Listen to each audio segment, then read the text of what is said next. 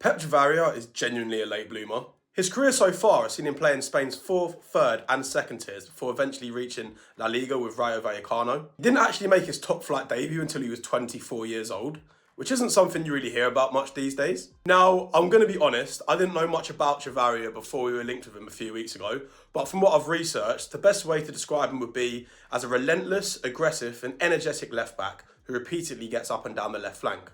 Andoni Iraola was the Rayo manager when Chavarria joined, and that kind of makes sense because, as we know, Iraola demands intense pressing from his teams and wants his fullbacks to attack aggressively.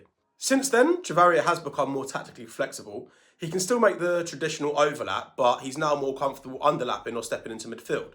That would make him useful in Xabi Alonso's changing systems. He definitely likes to be involved in the game and put himself about. He ranked inside La Liga's top 12 last season for open play crosses and corners won, but also for block crosses and possessions won in the defensive third.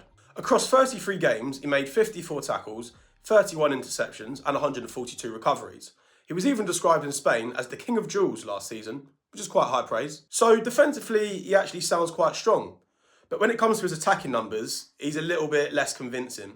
Only 16.5 of his crosses were successful when he completed 38.6% of his attempted dribbles, and he registered only 1 goal and 2 assists.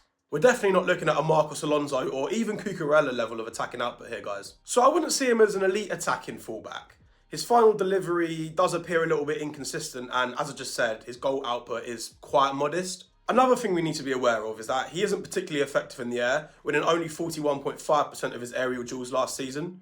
For a team that's already had some problems with physicality, that doesn't sound great. He can also be overly aggressive at times. He received a red card last season and was sent off on his European debut. Being 28, there probably isn't a significant resale value, and the fact that he's never played outside of Spain does raise a few concerns. But I understand why Alonso would want him.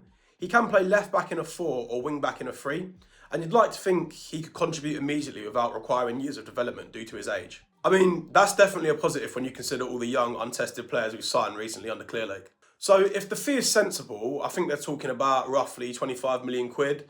He might be able to provide a good short-term solution for us. Now, I'm sure we would have all much rather had a Lewis Hall or even a Maxi Araujo, but they would cost considerably more than Chavarria, and we still have other areas of the squad that need quite significant investment. The fact that this would be a Xavi signing does give me some hope. He has a wealth of knowledge at this level, so I'm sure he wouldn't recommend someone he didn't believe was up to it. Overall, Chavarria might not be the most exciting name that we've been linked to, but he is experienced, versatile, and on the face of it seems capable of giving Alonso exactly what he wants from that position. If the fee stays reasonable and it's not that crazy 45 million that Rayo apparently quoted us, I'm willing to trust Xabi's judgment on this one, I think. But let me know what you guys think. Would you be happy with Chavarria at Chelsea, or should we be aiming a little bit higher?